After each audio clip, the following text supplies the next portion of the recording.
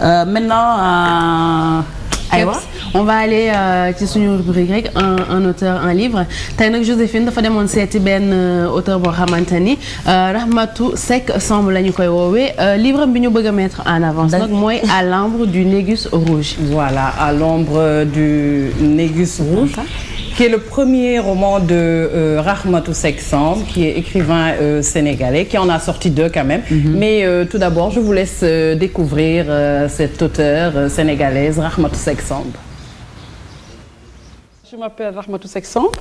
Je suis née il y a 58 ans dans la ville de Rufisque, mais je suis originaire de la ville de Bargny. Le mot d'écrivain m'écrase et me complexe un peu. Je me dis, je suis auteur. Je suis romancière, je suis auteur. J'aimerais être réellement ce que j'appelle un écrivain. Encore que ce n'est pas une question de quantité, mais encore tout le monde n'est pas Cheikh Hamidou Kane. Le premier roman que j'ai écrit est un roman historique. C'est un roman historique qui a pour cadre la révolution éthiopienne de 74, qui, par son intensité, par les bouleversements qu'elle a apportés à la société éthiopienne, est comparable à la révolution des bolcheviks ou la révolution française de 1789. C'est ainsi qu'une aristocratie de 3000 ans a été renversée. Cette aristocratie a perdu ses privilèges et malheureusement, cette révolution qui était juste nationaliste au départ est devenue une dictature. Donc, cette dictature, voilà, j'étais en Éthiopie à l'époque pendant 5 ans et nous avons vécu avec d'autres amis qui étaient là, cette dictature qui était terrible. C'était en fait des collègues de bureau qui nous disaient au revoir, qui devaient donc traverser et qui nous donnaient un numéro de téléphone auquel on pouvait les appeler 4 jours après, mais le téléphone ne répondait jamais parce qu'ils avaient été tués. C'est ainsi qu'est née l'histoire À l'ombre du Négus rouge. Vous avez écrit quand? En fait, je l'ai écrit en 98, mais lorsque j'ai fini de l'écrire, je ne l'ai pas donné à une maison d'édition, je l'ai gardé des années. Parce qu'en fait, il se passe quelque chose, parce que vous savez, l'écriture est une aventure privée. Et puis subitement, lorsqu'il faut publier, ça devient quelque chose de public. Donc j'ai perdu un petit frère, qui était le seul garçon d'une famille de 10 filles. Évidemment, j'ai des demi-frères, mais de ma mère, c'était donc le seul garçon, qui, comme des milliers de jeunes, a toujours rêvé de partir. Non pas partir pour fuir, mais partir pour mieux revenir. Et donc ce deuxième livre s'appelle Du baobab au sagaro. Et comme vous le savez, c'est un itinéraire. Le baobab, évidemment, c'est l'emblème du Sénégal. Et le sagaro, ce sont ces cactus géants de l'Arizona, de la lointaine Arizona, donc où il a perdu la vie. Et donc, mais ce n'est pas un livre sur la mort, c'est plutôt un livre sur la vie parce que, comme je dis si souvent, la mort de ce garçon est un prétexte d'écriture pour convier le lecteur au pays Lébou. Et j'offre à ce garçon, pour son voyage dans l'au-delà, un livre où j'ai consigné tout Bargny. En fait, Alioune Badara Diané dit que c'est un hymne à Bargny. D'autres disent que c'est le personnage principal du livre, c'est Bargny. Et maintenant, j'écris. Si j'écris, c'est peut-être parce que justement, j'ai glané. Parce qu'on dit que les épouses donc, de diplomates, c'est comme si au fil des ans, elles perdent peut-être leur spécialité première, mais sans le savoir, au fil des ans, elles acquièrent d'autres spécialités.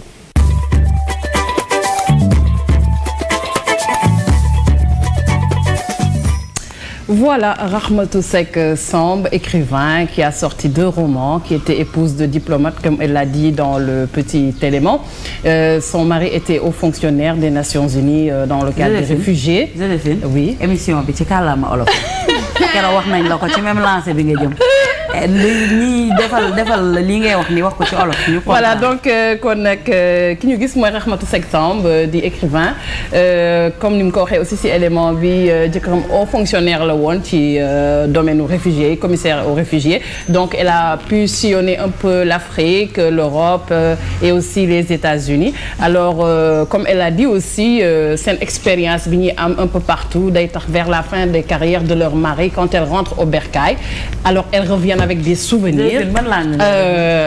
À Kep Thiam bàyyi tooñ. bàyyi tooñ. Donc voilà kon mu génne quand même puisque c'est la littérature. Non, mën naa. Donc elle a sorti en 2003. mi ngi génne en 2003 À l'ombre du Négus rouge di benn roman historique ak mu génne bi mujj du baobab au sagaro, comme elle l'a expliqué, ay cactus la yu nekk en Arizona parce que son frère avait émigré et que ñoom ay jigéen la ñu mais benn frère la ñu amoon. Malheureusement, le frère est décédé. Donc, elle a écrit ce livre à titre posthume, mais aussi pour parler un peu de l'histoire des Lébou dont elle est issue et dont elle est fière. Donc, comme elle a dit à la fin de l'élément également, c'est un hymne à la communauté Lébou. Alors, moi, mon truc, en fait, je me suis portée sur ce livre, À l'ombre du Négus rouge, parce que je me suis dit, ce serait bien de faire voyager un peu les Sénégalais pour aller découvrir l'Éthiopie, l'Afrique de l'Est, où elle a vécu et où elle a aussi assisté à la chute de Haïlé Sélassié. Et c'était durant la révolution initiée par le DERG, le PMAC, comité militaire de l'époque. Il y avait Mengistu Haïlé Mariam qui était à la tête, donc il y a eu une révolution, ils en avaient marre dañu sonnoon ci régime Haïlé Sélassié nga xam ne vers la fin de son règne c'était la dictature, c'était un empereur, c'était le roi des rois comme on l'a connu. Et donc elle a campé l'histoire de son roman ci décor révolution bi où l'héroïne du roman s'appelle Sablé, elle-même porte la révolution en elle-même parce qu'elle est la fille d'une aristocrate qui est née des droits de puissage que les seigneurs imposaient à leur serfs et du coup sa mère était une servante.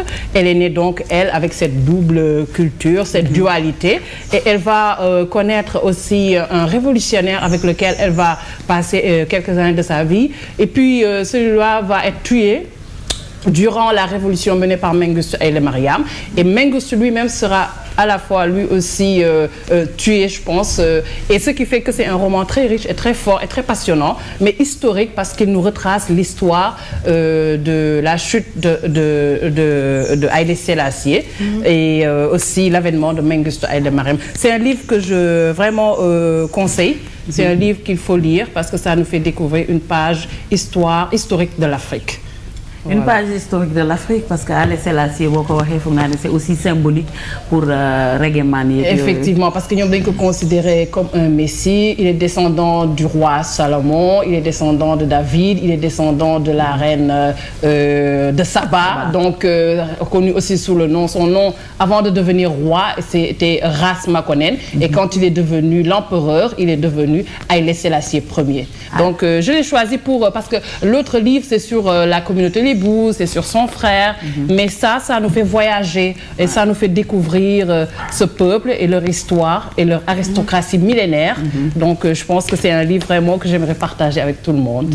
Mais Joséphine, livre bi est-ce que autoportrait la wala roman autobiographique? Je dirais quelque part que autoportrait la. Man su ma ko lire ak li ma avec l'entretien que j'ai eu avec Rahmatou Seck Samb, parce que l'héroïne Sablé va être elle aussi l'épouse de l'ambassadeur Carl von Carlson qui est suédois et avec lequel aussi elle va voyager. Donc je me dis quelque part on retrouve en elle dans Sablé on retrouve un peu de Rahmatou Seck Samb, on retrouve un peu cette femme qui a été déracinée et qui a vécu ailleurs, qui a connu d'autres cultures, qui a rencontré d'autres femmes. Et elle le décrit très bien dans son roman parce que toutes ces femmes de diplomates, quand l'héroïne est devenue l'épouse de l'ambassadeur suédois, elles se retrouvent entre elles et chacune va piocher dans la culture de l'autre pour tuer le temps parce qu'elles sont dans des terres inconnues. Donc c'est souvent la destinée de ces femmes. Mais quand les maris sont à la retraite,